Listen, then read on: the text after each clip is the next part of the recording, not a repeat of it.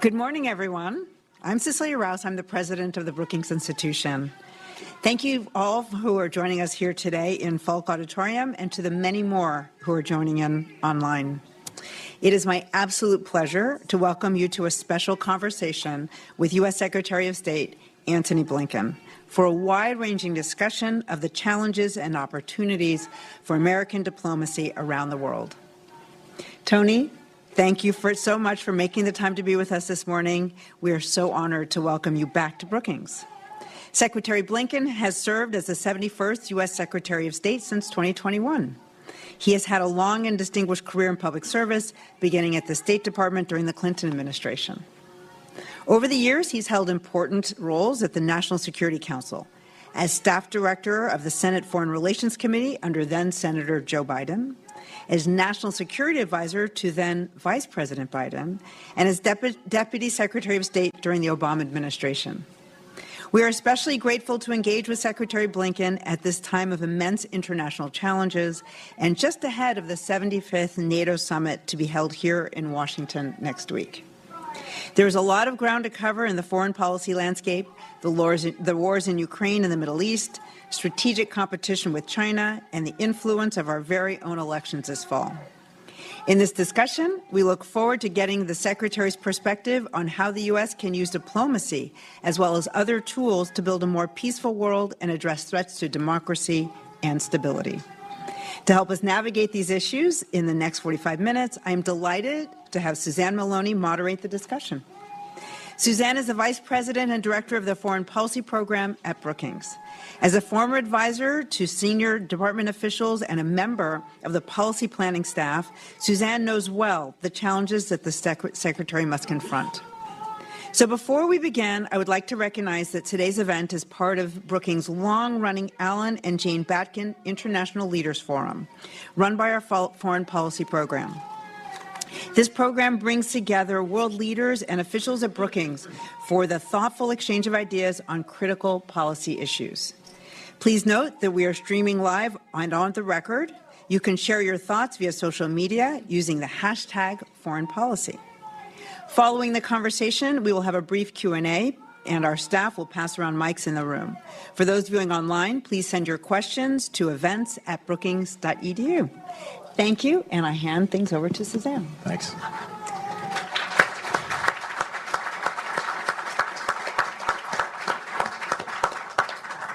Thanks, Cece, and thanks to all those of you in the room for waiting patiently as we got things underway here this morning, and especially to all those of you online. Secretary, it's wonderful to have you back here at Brookings again. It's been a little over a year since we last saw you in our halls, and you've been awfully busy since that time. The United States is playing a critical role in coordinating with partners and allies around the world and dealing with two major wars, navigating a complex and at times turbulent relationship with China, and contending with a host of crises from Haiti, Sudan, North Korea, and the South China Sea. I hope we'll have an opportunity to touch on some of these specific issues as we go, but I really did want to start off at the 50,000-foot level around the state of the international system and the role of America in the world today. You and I both came of age at a time when the Cold War was ending, and we have spent the past 30 years in a period that's been marked by many challenges, by horrific attacks on the American homeland, two major wars in the Middle East, but the world's also experienced significant progress during that period, lifting of large swaths of humanity out of poverty, a reduction in the frequency and intensity of interstate conflict, and we seem to be building an order where cooperation and liberalization were bolstered by both economic interdependence and the waning of some adversarial ideologies. And yet, as you have previewed in a number of the speeches and remarks that you've made since taking office, we're also now facing something of an inflection point. The post-Cold War era is giving way to something new. Can you describe the strategic landscape today and how the United States and the Biden administration have sought to address this complicated new era that we are finding ourselves in? Well, thank you, Suzanne, and thanks to everyone for being here this morning. It's so good to see so many friends, colleagues, familiar faces in this place where I've spent a little bit of time over the past 30 years. It's always good to be back at Brookings. So I think you're exactly right. We are at an inflection point. We are at a point where the post-Cold War era is over, and there is a race, a competition on to shape what comes next. We see that in the emergence or reemergence of great power competition. We see that in so many global challenges that have come to the fore and are interconnected. There's a greater multiplicity and complexity of challenges and interconnectedness of challenges than any time since I've been doing this in the last 30 years. And the question is, how are we going to approach them? How are we going to try to shape them? We come into this with a couple of premises. One is that when our country is not engaged, when we're not leading, then either one of two things. Either someone else is, and probably not in a way that advances our own interests and values, or maybe just as bad, no one is. And then you tend to have vacuums that are more likely to be filled by bad things before they're filled with good things. So there's a premium on our engagement and on our leadership. But the flip side is this. More than at any time since I've been doing this last 30 years, there's also a premium on finding new ways to cooperate, to collaborate, to communicate, because we do not have, as powerful as we are, the capacity to meet these challenges effectively alone. And so we've worked very hard to re-energize, to reinvigorate, and in many ways to reimagine these alliances and partnerships. I think, Suzanne, if you step back and look at the road that we've traveled just over the last 3.5 years, it's very easy to forget where we were 3.5 years ago. Obviously, we had a global health crisis and a country that was quite literally paralyzed by COVID. We had an economic recession, the worst since the Great Depression, and not just here, of course, but globally. We had alliances and partnerships that were deeply damaged and frayed. We had China that was moving forward in ways that were not being effectively addressed. And I think what we've seen in the last few years is an extraordinary reemergence here from, obviously, from COVID and putting that in the rearview mirror. Our own economy now, by far the most successful economy of the major democracies. GDP growth exceeds that of the next three countries combined. Major investments made, which I'll come to in one second, that are making a powerful difference. And as I look around the world and go around the world, alliances, partnerships that are much stronger than they were just 3.5 years ago. Basically, as we've looked at it, we've wanted to do two things. The president's been determined to do two things. Make these investments in ourselves, which we've done, but also make these investments in our alliances and partnerships, which we've done. And the basic idea is when you do that, as we've done, you can deal with the multiplicity of challenges from a position of strength, not a position of weakness. We live in a very dangerous world. We've had all of these trends that have emerged, not just in the last few years, but over the last couple of decades, this move from the post-Cold War era into a new era, where, of course, you have extraordinary forces moving at a rapidity that we've never seen. Technology, information technology. And it creates, I think, for a lot of people, a sense of destabilization, not knowing where your North Star is. But in order to deal with that, doing it from a position of strength, investing at home, investing in our partnerships, that's the foundation that we've set. And I think if you go through each of the different problem sets that we're facing, you can see how approaching them from a position of strength actually makes us more effective in delivering results and doing what the American people need us to do for them. I want to drill down a little bit on that point. We've had on this stage both National Security Advisor Jake Sullivan and more recently Deputy National Security Advisor Daleep Singh, both times in conversations with Brookings economists, both times talking about industrial policy, about economic statecraft, and that has been a major element of the administration's approach to so many of the challenges that we face around the world. Can you tell us a little bit about how it is that the foreign policy bureaucracy has now really taken on economics as a core element of both strength at home and strength abroad? Well, we're seized with this because we have to be, for two reasons. One, yes, I see this every place I go. Our strength at home manifests itself directly and clearly in our strength abroad. As country after country has seen the kinds of investments we've made in ourselves, whether it's in our own infrastructure to make sure that our roads, our bridges, our communications are leading the way. When they look at what we've done with the CHIPS and Science Act the investment in the most critical technology for the 21st century. When they look at what we've done with the IRA, which, despite some early challenges now, I think is seen incredibly positively by most countries around the world, the investments we're making in the kind of technology and the kind of manufacturing that's going to dominate 21st century economies, that is seen as a very positive proof point for the United States. And it increases the desire of countries around the world to work with us. What have we seen in the last 3.5 years? We've seen more foreign direct investment coming into this country than at any time in our history. And in 3.5 years, we have more than $1 trillion in foreign direct investment, which exceeds by almost $250 billion what we saw in the previous 4 years. That's a sign of strength. That's a sign of attractiveness of the United States. But as we're going around the world, we also have to make sure that we get the flip side right. So one of the challenges that we have right now, I was in China recently.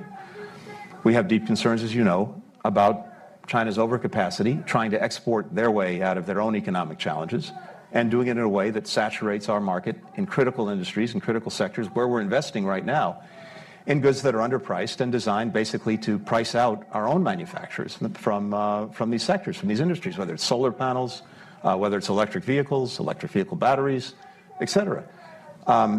Our job, our responsibility is to make sure that we're defending our workers, defending our industries, and defending our communities. And that's exactly what we're doing. But here's the difference. It's one thing when we're doing this alone. It's one thing when the United States is carrying that fight as 25% of the world's GDP. When we're aligned with others, when we're working with Europeans, when we're working with Asian partners and other partners, all of whom are facing some of the same challenges, and all of a sudden we're aligning 50 or 60% of the world's GDP against this problem, we're going to be a lot more effective. And that's the other big thing that I think we've seen over the last 3.5 years. A much greater alignment, a much greater convergence between us and key partners in Europe, in Asia, and beyond on how to tackle some of these challenges, including some of the challenges posed by China and, of course, the challenges posed by Russia. I do want to come to the question of alliances in just a moment to talk more about the upcoming NATO summit. But I did want to ask you about an issue that is much in the news these days, especially over the course of the past couple of days. Since the debate between President Biden and former President Trump, there has been a sense of strong discussion and lots of views being elicited. You have worked with President Joe Biden for decades. Can you tell us what you think friends and foes around the world should know about American leadership today under President Biden? Well, I think what the world knows, the world has experienced over 3.5 years, not one night, is exactly the kind of leadership that he's brought to bear on problems that are common for so many countries, particularly so many of the democracies around the world. And as I've seen it, again, going around the world, there's a desire, there's a thirst for American engagement, for American leadership. Even when we have disagreements with countries, they still want us in this and even leading to try to get to a better place. And they've seen a president who's reinvested America in the world, reinvested in these alliances, in these partnerships, in ways that they seek and want. If you look at surveys around the world for what they're worth, you see again and again and again that confidence in American leadership has gone up dramatically over the last 3.5 years. That doesn't just happen. It's the product of choices. It's the product of policies that we pursue. It's the product of our engagement. And they see President Biden having led the way in all of those different areas and in ways that are bringing people together and focused in the same way on the challenges that we have before us and that are common to so many other countries. So what I'm seeing, what I'm hearing is, again, people are looking at the last 3.5 years. They're looking at policies. They're looking at policy choices. And for the most part, they like the choices and the policies that this president's pursuing. Well, as we've talked about, alliances are critical. The NATO summit is coming up in just a week, celebrating 75 years of that alliance, and we'll do it here in Washington. But there are also real questions about the future of NATO, about the place of Ukraine. And this administration has done an amazing job, I think, in foreseeing the crisis that was to come, mobilizing friends and allies around the world. But we are at a point where the Ukrainians don't appear to be making progress on the battlefield.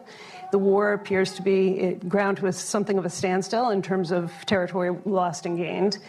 And the Ukrainians themselves are obviously quite frustrated about the level of assistance that they've received from the West, grateful but also frustrated.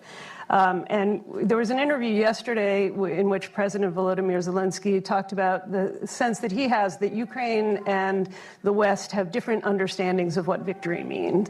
Can you give us a sense of what you see as victory, what the NATO alliance is prepared to commit to do in terms of ensuring that there is, in fact, a victory in Ukraine that preserves Ukrainian sovereignty and that positions the West in an advantageous way vis-a-vis Russia? Sure, and let's remember where we started, where we were. Again, very important and easy to forget. In February of 2022, as the Russians attacked Ukraine, the real fear, the real concern was that they would succeed in their objective. And remember what Putin's objective was. It was to literally erase Ukraine from the map, to end its future as an independent country, to subsume it into a greater Russia. That hasn't happened and will not happen. And that's because of two things. It's because, of course, of the extraordinary courage and resilience of Ukrainians, but it's also because 50 countries, more than 50 countries, came together, led by the United States, in support of Ukraine, in its defense. So that's already a huge success, because given where we were and given where this could have gone, where people thought it would go, it hasn't gone there and it's not going to go there. But as we look ahead, I think we have to focus on, yes, this question, what is success? And for me, for us, I think success is very clear. It's a Ukraine that is a strong, successful country, increasingly integrated with the West, and a country that can stand on its own feet, militarily, economically, democratically. And we have the policies in place to make sure that that's exactly what happens. Militarily, yes, of course, Ukraine has to deal with the ongoing aggression right now. And again, we have so many countries that continue to rally to its side to make sure that it has what it needs, when it needs it, to continue to ward off the Russian aggression.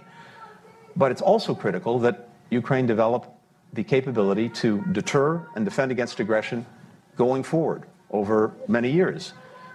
President Biden led the way in getting now more than 30 countries to agree to negotiate bilateral security agreements with Ukraine over a decade.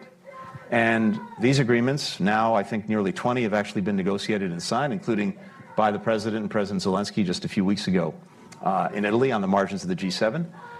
These are long-term commitments to helping Ukraine develop a strong deterrent and defense capacity. They also tell Vladimir Putin that he can't outweight Ukraine, he can't outweight all of Ukraine's partners. At the same time, Ukraine's developing its own defense industrial base in a way that will enable it to help provide for itself. And we're trying to drive private sector investment into Ukraine to make sure that its economy can grow and thrive. We've already seen through the Black Sea that Ukraine is exporting as much as it was before February of 2022. There's extraordinary potential in Ukraine's economy with the right investment. Now, of course, for both its military capacity and its economic capacity, you've got to make sure that you have air defenses in place to try to protect the areas in which you're making investments. We're driving that. I think you'll see more news on that in the coming weeks as we get to the NATO summit, actually next week. And then finally, standing strongly democratically. The fact that the European Union has opened the accession process with Ukraine is the best guarantee that Ukraine will continue to make the necessary reforms to strengthen and deepen its democracy. The end result is a successful country, and a country that, as it stands on its own in these three areas, is the strongest possible rebuke to Vladimir Putin. Well, you've obviously done a lot to both rely upon and invest in the transatlantic relationship in managing both the challenge of Ukraine and the larger challenge of Russia.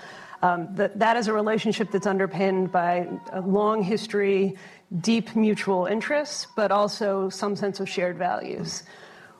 How do you, sort of look at the future of that relationship at a time where we do see the rise of right-wing parties and their potential impact on the viability of that alliance and the effectiveness of that alliance? We've just seen the results of the first round of elections in France, a country that you know well. How concerned are you about changing trends of populism and right-wing governments that might come to the fore in Europe? So I think first, again, to put things in focus, just looking at the state of the alliance itself, the North Atlantic Treaty Organization. We'll have a 75th anniversary party here in Washington in a week's time. And of course, we want to celebrate 75 years of the most successful defensive alliance in history. But the main purpose is to focus on the way forward for this alliance.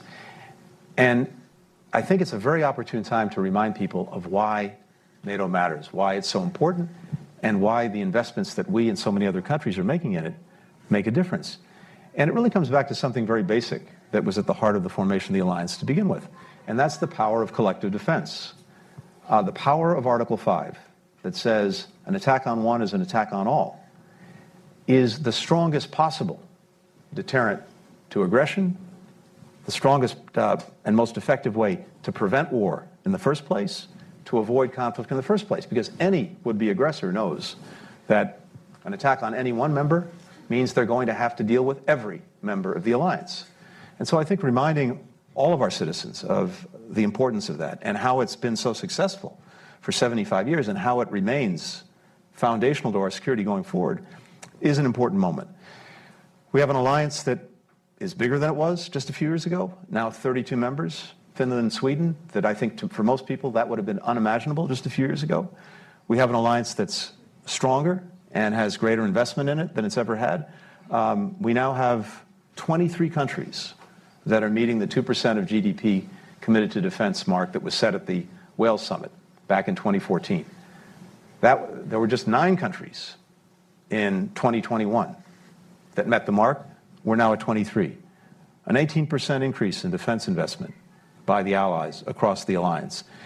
And also things that people in this room know very well, but that may be a little bit harder to translate for so many of our citizens. A very deliberate and effective effort to make sure that the alliance in its plans, in its programs, in its posture, was effectively positioned to deal with the threats of this moment. And you'll see more of that at the summit. Those plans are now in place. They're being resourced, and the alliance is moving to make sure that we have the right defenses across the alliance where they're needed, where they're mattered. So this has been a clear trajectory for the last 3.5 years. I don't actually see that changing, irrespective of the politics of the moment in Europe. We have very strong allies, very strong partners. We just came from Italy, where Italy has played a major and very effective role in continuing to strengthen the alliance. I think you've heard affirmations from various political parties in Europe of their ongoing commitment to it, irrespective of where they're coming from. So I have confidence that we'll continue to carry that forward. And the reason, again, for that is because it's manifestly in the interests of the people that all of us have to represent. I'd like to shift now to China. Obviously, this has been a big focus of the administration's attention over the course of the past 3.5 years. There have been moments of profound tension, the spy balloon amongst them, and there have been at least some efforts to try to stabilize the relationship, to invest in improving and strengthening the high-level communication channels that have existed and that have been expanded. What is your sense of how long that relationship can be stabilized? Are we are in a competitive situation with the Chinese? We are going to find moments of friction all over the world. Are we able, in fact, to sustain that kind of stability, or are we likely to cycle through in a kind of erratic phase of crisis to stabilization and back and forth? So I think that there's an expectation, both from the American people and from people around the world, that we'll do everything we can to manage what is arguably the most complex and consequential relationship of any in the world, manage it responsibly. And that means a few things. It means being very clear and standing up effectively to the areas where we have profound disagreements and would take the world in different directions. And that's what we've done. It also means trying to find, wherever we can, areas of cooperation where it's clearly in the interests of our people, Chinese people, people around the world, for us to cooperate. We've done that too, and I'll come back to that in a second. And it means not only recognizing, but embracing the fact that, yes, we are in an intense competition to shape what the international environment looks like over the coming decades. And for Americans, there's nothing pejorative about the word competition. It's actually at the heart of our own system, provided it's fair and provided that we approach it effectively. And this comes back to the basic foundational propositions that President Biden had coming in. Whether it's China, whether it's any of these other challenges, we're going to approach it from a position of strength. We're going to approach it having made investments in ourselves that put us in a much stronger position in dealing with some of the challenges that China poses. We're going to approach it having reinvested in our alliances and partnerships and having reimagined some of them in order to be genuinely fit for purpose, because we know we're so much more effective in dealing with these challenges if we're doing it with others. And that's exactly what we've done. So I think we're at a place now that we were not at 3.5 years ago, 4 years ago, where we can approach this with tremendous confidence, acknowledging the difficulties, acknowledging the challenges, but knowing that we've made the right investments in ourselves and that we've made the right investments in allies and partners. As I'm looking at Europe, as I'm looking at critical partners in Asia, as I said before, the convergence in the approach, both the shared recognition of what the challenge is and increasingly a shared view on what to do about it, that's much greater than it's ever been. There's something else that's changed, and I think, again, you'll see this at the NATO summit. We have 4 partners from the Indo-Pacific coming to the NATO summit, as they have for the last 3 years: Australia, New Zealand, Japan, Korea. This is one manifestation and one recognition of something that really is new, which is that increasingly partners in Europe see challenges halfway around the world in Asia as being relevant to them, just as partners in Asia see challenges halfway around the world in Europe as being relevant to them. Prime Minister Kishida put it best in the wake of the Russian aggression against Ukraine. He said what happens in Europe today could happen in Asia tomorrow. And, of course, you see the relationship between Russia and China that has profound repercussions for Europe, when, unfortunately, you have China making, in effect, investments in Russia's defense industrial base in ways that are allowing it to continue the aggression. Not providing arms directly to Russia, but providing all the inputs necessary for it to sustain this war. 70% of the machine tools imported by Russia, coming from China. 90% of the microelectronics being imported by Russia, coming from China. A massive production now we've seen of tanks, of munitions, of missiles, again, enabled by this defense industrial base, despite the important impact that sanctions and export controls have had. Well, for Europe, that means that one of the, arguably the biggest security threat that they face, the biggest since the end of the Cold War, China's playing a role in fueling that. Our partners in Asia, again, understand that if you allow aggression to go unchecked anywhere, it becomes a greater threat everywhere. A would-be aggressor who sees that Russia's being allowed to proceed with impunity in Europe may get their own ideas in a very different part of the world. So we now have, and of course we have the relationship between Russia and North Korea that's evolved, as well as with Iran. So you now see, and this has also been a very deliberate part of our policy, a breaking down of the silos between European alliances, Asian alliances, and even more broadly as we work in countries, and not just countries, other partners from other parts of the world. I think that's going to create a very powerful edifice with these fit-for-purpose coalitions, different sizes, different shapes, focused on different discrete challenges where different countries may bring specific things to the table. That's part of the new landscape, the new geometry that we put in place. I want to ask you just a little bit about how you assess Chinese intentions. They're obviously working to sustain the Russian war effort in Ukraine. They have invested in a huge conventional military buildup, as well as a nuclear buildup. You said that the United States is approaching the relationship from a position of strength and confidence, and we're prepared to compete. Are the Chinese looking to compete, or are they looking to dominate?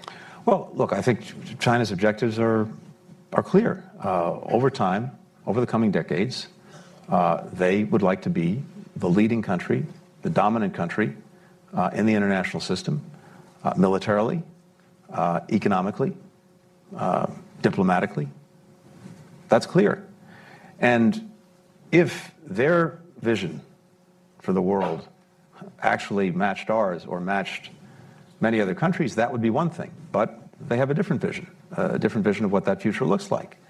And so we disagree. And we're going to compete very vigorously to make sure that we're the ones who are effectively shaping that future. Now, again, this is something that defies being put on a bumper sticker. You can't simply put it on the back of your car. The complexity of it, the fact that our countries and so many of our societies are so intertwined, means that, again, there are going to be areas where we're in vigorous competition. There are areas where we're clearly going to be contesting. But there are also areas where we're going to be cooperating because, again, it's in our mutual interest. And there's a demand signal from countries around the world. One example, and we'll see where this goes. The number one killer of Americans aged 18 to 49 is fentanyl, a synthetic opioid. Not car accidents, not heart attacks or cancer or guns. Fentanyl. And of course, we know that much of the fentanyl that's coming into this country is the product of perfectly legal chemicals or precursors being manufactured halfway around the world in China, being sent close to our borders in Mexico, and then being diverted and synthesized into an opioid that comes in and kills Americans. 40% of Americans, 40%, nearly half the country, know someone who has died from an opioid overdose. That's the magnitude of the problem. So there are two ways of dealing with this. One is to simply go as hard as we can to stop, disrupt, disable these networks, the companies that are engaged in this practice. And of course, we've done that and we'll continue to do that. But the other way is to try to elicit greater cooperation. And that's also exactly what President Biden has done. When he met with President Xi at the end of last year, San Francisco, on the margins of APEC, one of the big subjects was exactly this, fentanyl, synthetic opioids. And one of the propositions that he put to President Xi was this: look, this problem that we're facing, where America's been really the canary in the coal mine, is now spreading to many other parts of the world. Markets are so saturated here that the criminal enterprises that are engaged in this have worked to make markets in other places, in Asia, in Europe, in Latin America.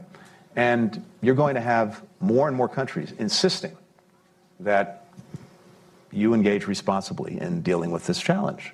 So whether you want to do something with us or for us almost doesn't matter, because so many others are going to be insisting that you do. And what we've seen, and so we want to work together on this, and we'd like to see Chinese leadership on this. And we have seen real progress, not yet sufficient. We have to see over time if it's sustained and it makes a difference. But in terms of putting forward new regulations, in terms of taking down some of the companies that were illicitly engaged in the diversion of these precursors, these ingredients for fentanyl, prosecuting people who are engaged in this practice, setting up a working group with us to try to make sure that we're focused on it day in, day out. That's happened, and that's good. That's progress. We also put together, and this gets back to these coalitions that we're trying to form, precisely because this problem is spreading around the world and more countries are concerned about it, as well as with other kinds of drugs, ketamine, methamphetamines, others that are afflicting so many societies. We know we have to deal with this collectively because it's the definition of a transnational problem. The United States put together a coalition that now includes more than 150 countries and organizations where we are meeting almost day in, day out, developing best practices, developing common approaches, and working to make a difference to stop the flows of these precursors and other things that are going into what is a devastating killer.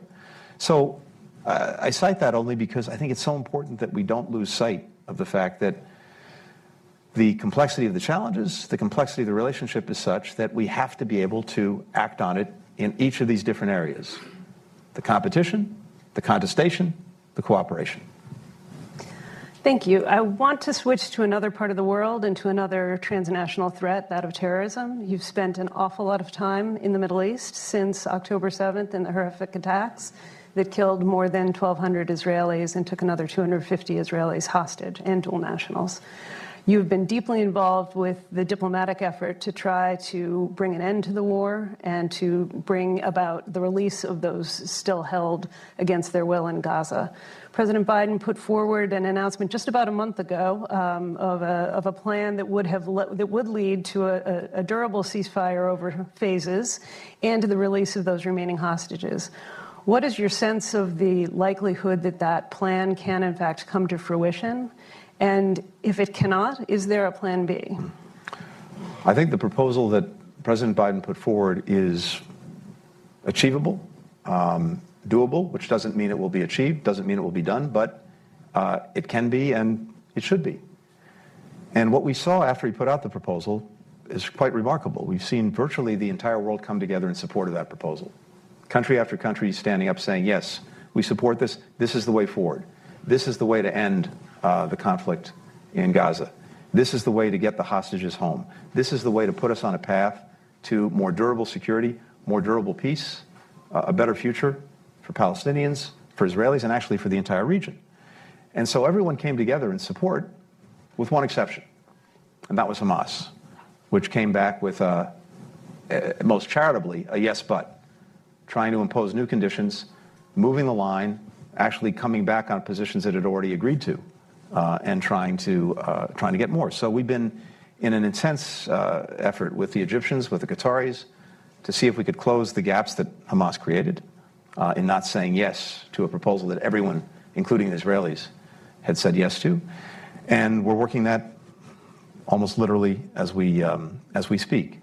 I believe that it is, yes, achievable, and it would be the best way forward, the quickest way to end the conflict in Gaza, to stop the violence, to massively surge assistance, to get everyone home, including American hostages. But it's also true that one individual, likely buried hundreds of feet underground in Gaza, has the decision-making power to say yes or no.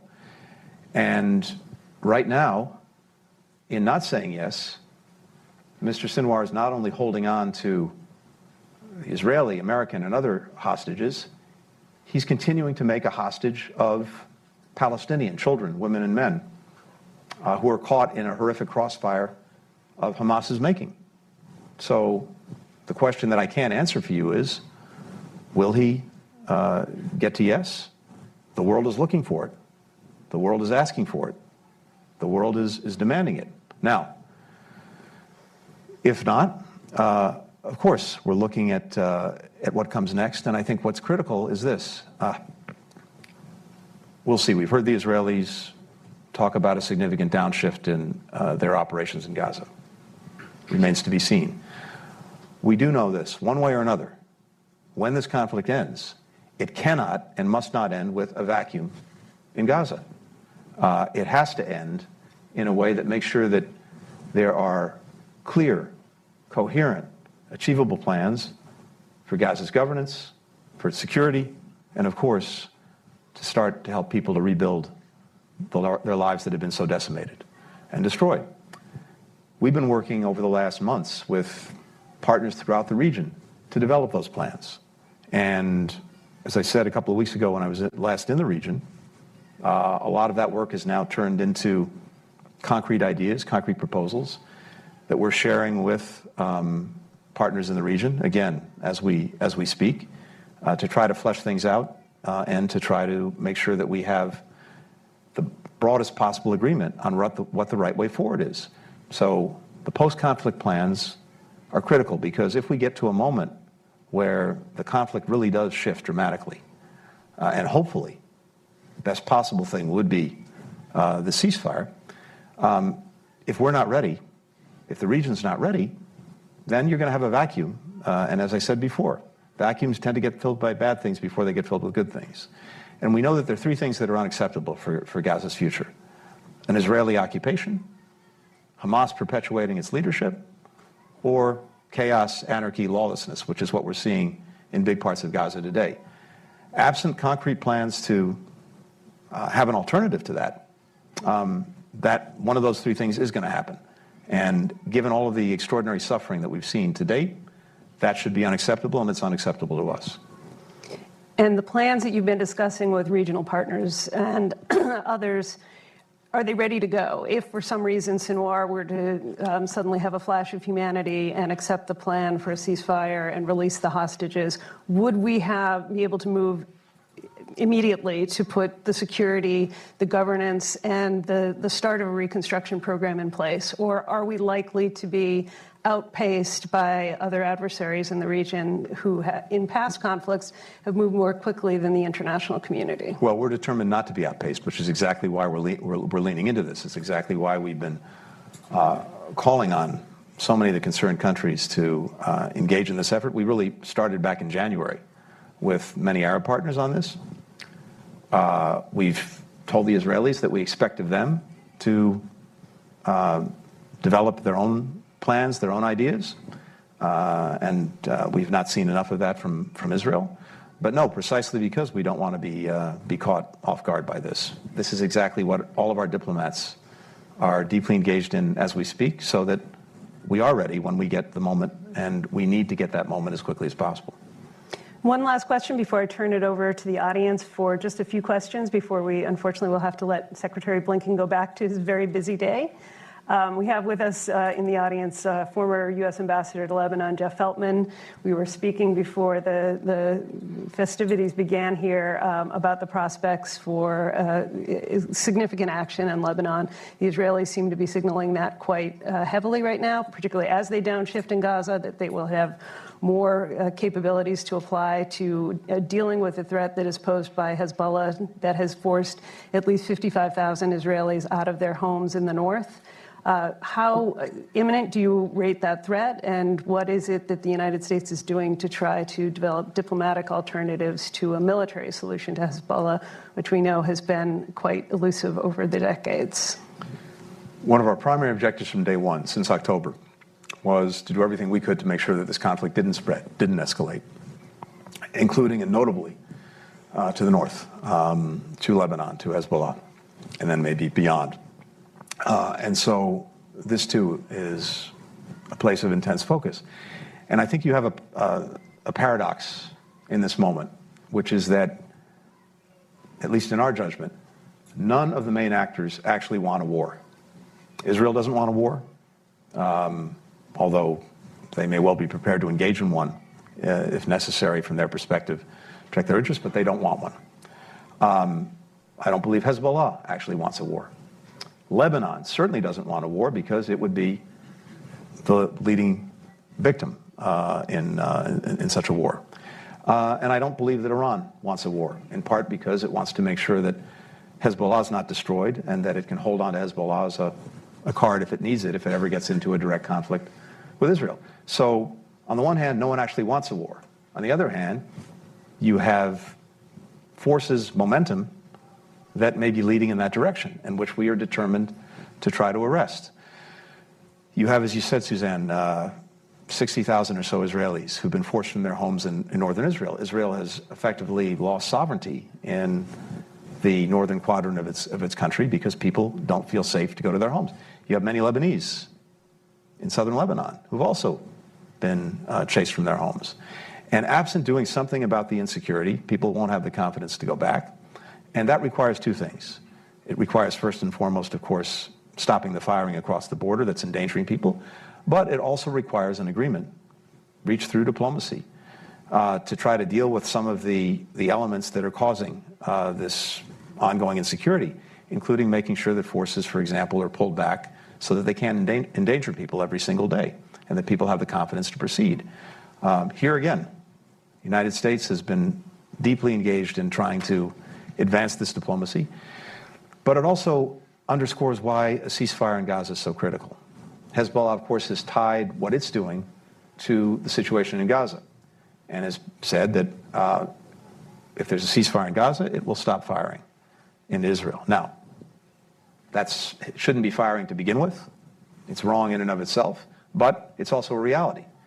So it only underscores why getting that ceasefire could also be critical to further enabling the diplomacy to try to create conditions in which the diplomacy can really resolve this problem, get people back to their homes in Israel, in southern Lebanon, and have something that's more enduring in terms of keeping things calm. By the way, Red Sea, the Houthis, same thing.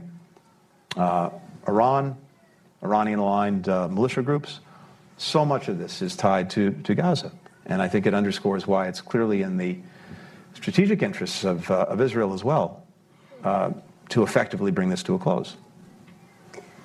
Thank you so much. We have just 2 minutes, so I'm going to try to take 2 very, very quick questions from our audience here in sequence, and then leave it to Secretary Blinken to close us out. If I can give my colleague Lynn Kwok, our Lee Kuan Yew Chair for Southeast Asia Studies here at Brookings, the first question.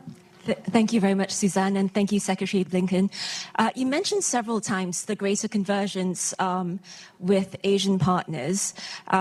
That, I think, may well be the case for Northeast Asia, and you mentioned how Japan and South Korea are joining the NATO summit. And of course, you know, there's strong recognition that the two theaters, the Indo-Pacific as well as the Euro-Atlantic, are linked.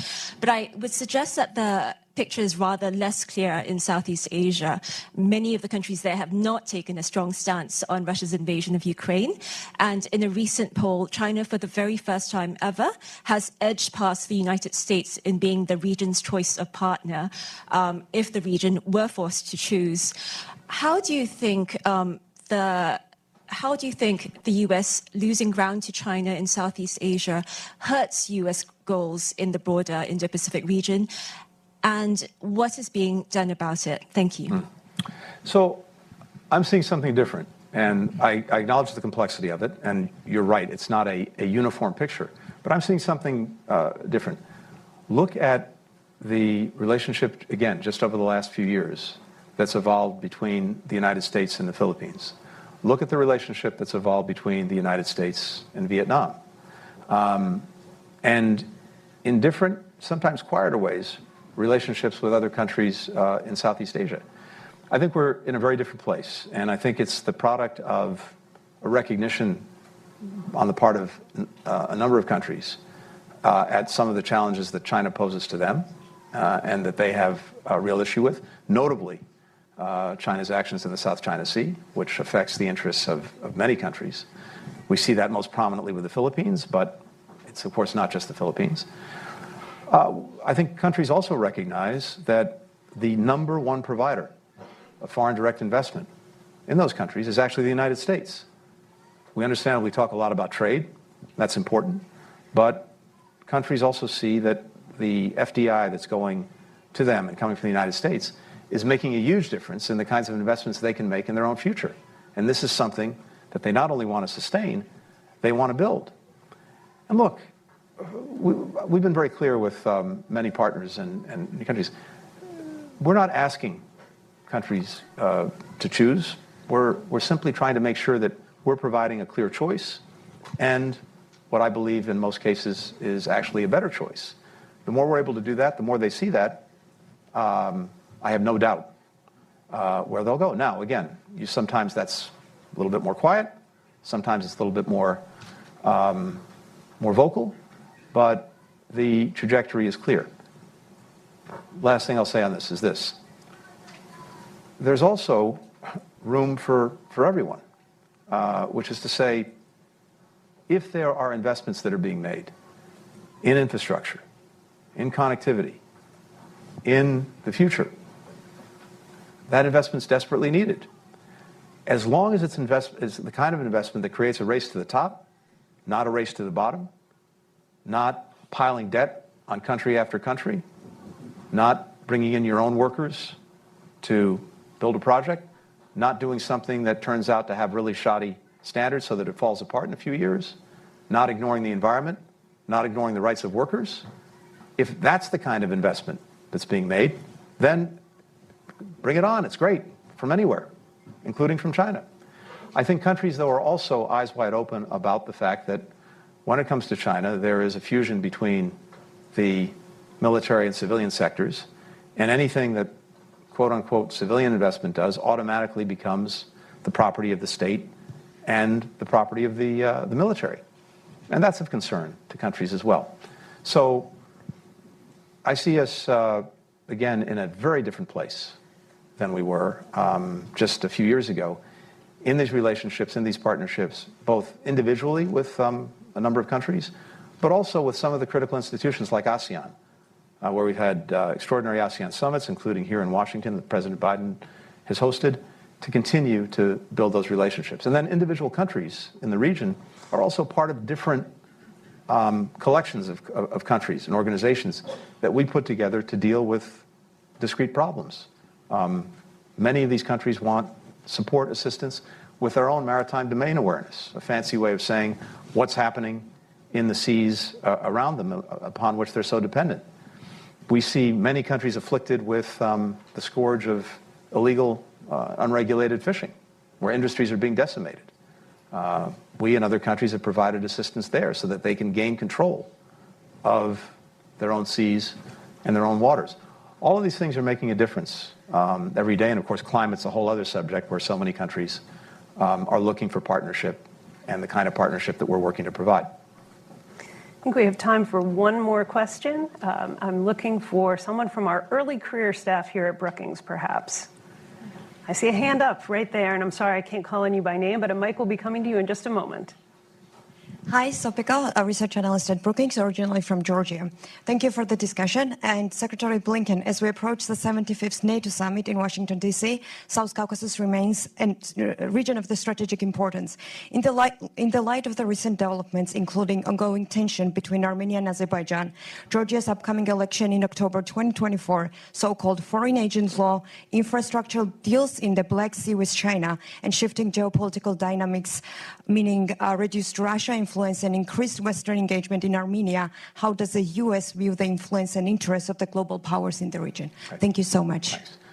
Well, you're very right to point to the region and to point to a tremendous amount of movement in the region. And we have, I think, both real concerns, but also real opportunities. You mentioned the foreign agent law in Georgia. We and many other countries have not only expressed our deep concerns about it, especially its passage, we've taken action to manifest those concerns.